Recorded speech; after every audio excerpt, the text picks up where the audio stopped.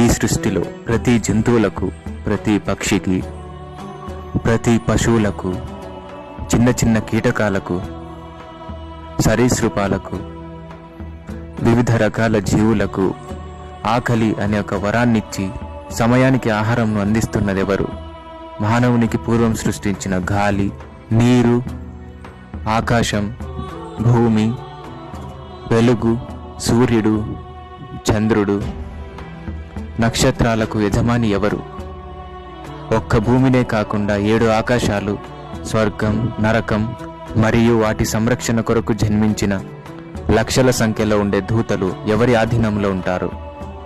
ప్రాణం అనే ఆత్మ జననం పేరుతో శరీరంలోకి చేరి మరణం అనే పేరుతో తిరిగి శరీరంను వదిలి తాను చేసిన తప్పు ఒప్పుల గురించి ఎవరితో సంజాయిషి చెప్పుకుంటుంది? ఎల్లప్పుడూ మానవ కంటికి కనిపించని కొన్ని జీవులు ఎవరిని ఆరాధిస్తున్నాయి? రాయినే చీల్చగల నీరు, పాపం పుణ్యం సంబంధం లేకుండానే అన్ని ప్రాణుల్ని సమానంగా మోసే భూమి, దహించే శక్తి గల అగ్ని, అధిక ప్రవాహంను కలగజేసే ఆకాశ మబ్బులు, కనిపించని కాలం, ప్రతి అణువు, ప్రతి అంశం ఒక్కరికి మాత్రమే కట్టుబడి ఉంటాయి. వారే దైవం. ఆయన ఒక్కరే, అంటే దైవం ఒక్కరే.